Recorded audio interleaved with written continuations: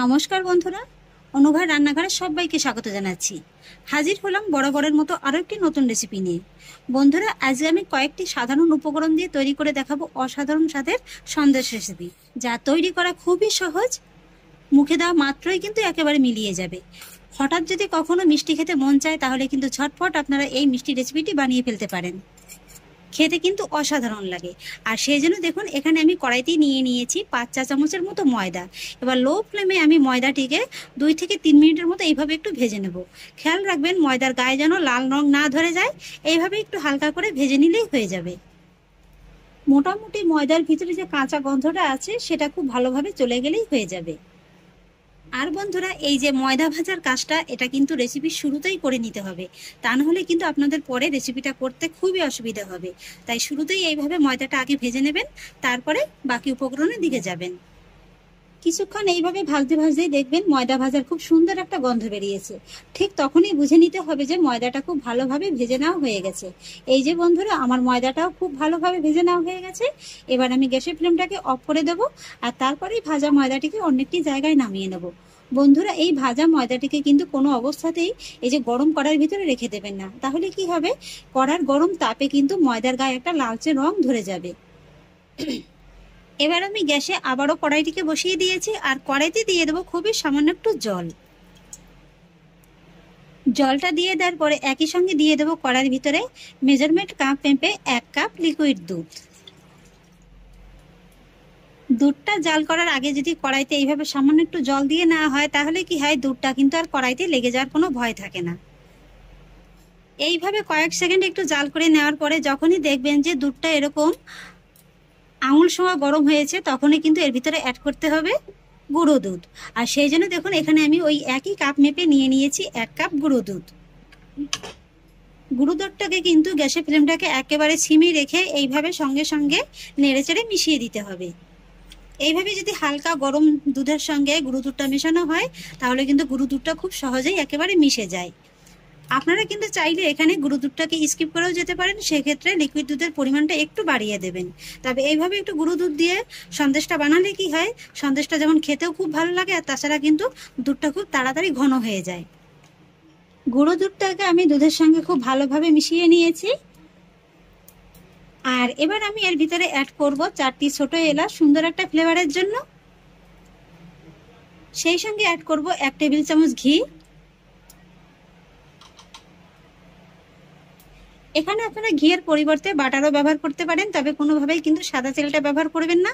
আর add করব 5 table চামচ চিনি। সন্দেশ কিন্তু দেখবেন খুব বেশি মিষ্টি মিষ্টি ভালো লাগে না, তাই এখানে কিন্তু আমি চিনির পরিমাণটা একটু কমিয়ে দিলাম, তবে আপনারা চাইলে বাড়িয়েও দিতে পারেন। এবার আমি গ্যাসের ফ্লেমটাকে একেবারে লোয়ে রেখে এই দুধটাকে এইভাবে অনবরত নেড়েচেড়ে একটু ঘন করে নেব। যেহেতু এর ভিতরে এখন চিনিটা দেওয়া হয়েছে, তাই কিন্তু চিনিটা গলে গিয়ে দুধটা আরেকটু পাতলা হয়ে যাবে।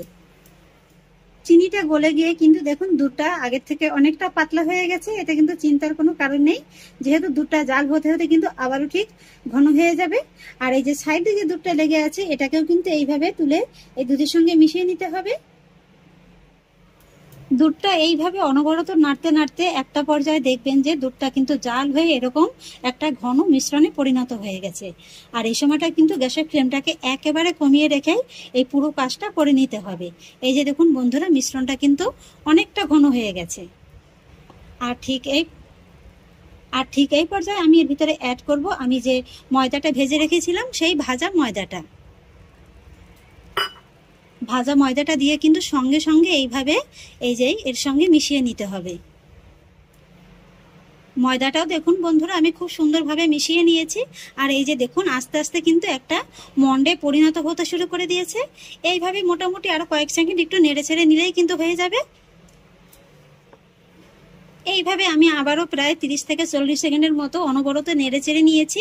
এই যে দেখুন বন্ধুরা, দুধের মন্ডটা কিন্তু খুব সুন্দরভাবে একেবারে রেডি হয়ে গেছে। কড়ার গাটা কিন্তু একেবারে খুব ভালোভাবে ছেড়ে দিয়েছে। তবুও আমি আপনাদের বোঝার আরেকটু সুবিধার জন্য দেখিয়ে দিচ্ছি। এই যে হাতে অল্প একটু নিয়ে নেবেন। এখন যেহেতু এটা খুবই গরম আছে, তাই হাতে যদি পারেন সামান্য একটু জল হাত করে নেবেন। আর আঙ্গুলে নেওয়ার পরে যদি দেখেন যে এইভাবে খুব সহজেই একেবারে একটা গুটলির মতো হয়ে গেছে, তাহলেই বুঝবেন যে মন্ডটা একেবারে ঠিকঠাক মতো পাক হয়ে গেছে। এই যে দেখুন, সন্দেশ তৈরির জন্য কিন্তু আমার দুধের পাকটা একেবারে ঠিকঠাক হয়েছে। এবার আমি এই দুধের মন্ডটা অন্য একটি জায়গায় একটু নামিয়ে নেব। একটি থালার পরে এইভাবে নামিয়ে নেব, তবে থালাতে কিন্তু আমি সামান্য একটু ঘি মাখিয়ে রেখেছিলাম। আর তারপর এটাকে হালকা করে একটু ঠান্ডা করে নেব। এখন যেহেতু খুবই গরম আছে তাই হাত দিয়ে মাখা যাবে না, একটু সামান্য ঠান্ডা করে নিলেই হয়ে যাবে। মন্ডটা যখন এরকম হালকা একটু ঠান্ডা হয়ে যাবে তখন আমি এর ভিতরে অ্যাড করব 1/2 টেবিল চামচ ঘি। তবে হ্যাঁ বন্ধুরা, এই মন্ডটাকে কিন্তু খুব বেশি ঠান্ডা করে নিলে হবে না, তাহলে আবার শক্ত হয়ে যাবে। এইভাবেই কিন্তু গরম অবস্থাতেই একটু ভালোভাবে মেখে নিতে হবে। এই যে দেখুন, এখনো কিন্তু খুব ভালোই গরম আছে। আমি খুব ভালোভাবে মেখে নিয়েছি আর এর ভিতরে দেখুন খুব সুন্দর একটা স্মুথ ভাব কিন্তু চলে এসেছে। আর এবার কি করতে হবে, এই যে মন্ডটা এরকম গরম থাকা অবস্থাতেই এরকম একটা ছোট জায়গার ভিতরে নিয়ে নিতে হবে। তাহলে কি হবে, এটা কিন্তু খুব সহজে ঠান্ডা হয়ে যেতে পারবে না। আর তারপর এই মন্ড থেকে আমি এইভাবে একটু সমান মাপ করে নেওয়ার জন্য টেবিল চামচ করে এইভাবে নিয়ে নেব। আর বাকিটুকু কিন্তু এইভাবে ঢাকা চাপা দিয়ে রেখে দেব। তারপরে হাতে এইভাবে নিয়ে নেব, হাতে সামান্য একটু ঘি মাখিয়ে নেব। তারপর দুই হাতের সাহায্যে এইভাবে খুব ভালোভাবে একটু চেপে চেপে গোল করে নেব। এই যে দেখুন, আমি খুব সুন্দরভাবে গোল করে নিয়েছি। আর এবার একটু এইভাবে আবারও একটু হাতের সাহায্যে একটু লম্বাটে শেপ দিয়ে নেব। আমি এরকম একটা ডিজাইনে তৈরি করব, আপনারা কিন্তু আপনাদের পছন্দ অনুযায়ী যে কোনো ডিজাইনে মিষ্টিটা তৈরি করে নিতে পারেন। তারপরে একটা কাঁটা চামচের সাহায্যে এইভাবে একটু চেপে ডিজাইনটা তুলে নেব। এই যে বন্ধুরা, মিষ্টিগুলো তৈরি করা কতটা সহজ দেখে নিশ্চয়ই বুঝতে পারছেন। এই যে দেখুন, একটি প্লেটের পরে এইভাবে রেখে দেব। এইভাবে মিষ্টি বানালে না লাগবে আপনাদের কোনো ছাঁচ, না লাগবে অন্য কোনো রকমের ডিজাইন তোলা। এইভাবে খুব সহজ উপায়ে কিন্তু আপনারা সন্দেশের ডিজাইনটা তুলতে পারেন।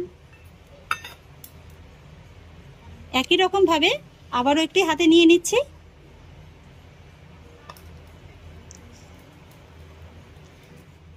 এইভাবে কিন্তু বাচ্চারাও যদি একবার দেখে ওরাও কিন্তু তৈরি করে নিতে পারবে এই ডিজাইনটা। এই যে দেখুন বন্ধুরা, আমার আরও একটি ডিজাইন তৈরি করা হয়ে গেল। আর এইভাবেই সবকটি সন্দেশের ডিজাইন আমি তৈরি করে নেব। এই যে বন্ধুরা, এক এক করে সবগুলো সন্দেশ আমি তৈরি করে নিয়েছি। আর দুধটা জাল করার সময় আমি যে দুধের ভিতরে এলাচগুলো দিয়েছিলাম সেই এলাচগুলোও কিন্তু সন্দেশটা তৈরি করার সময় তুলে ফেলে দিয়েছিলাম। সেটা আর আপনাদের দেখানো হয়নি, কারণ এই এলাচটা কিন্তু মুখে পড়লে খেতে ভালো লাগবে না, তাই এইভাবে একটু তুলে ফেলে দেওয়ার চেষ্টা করবেন।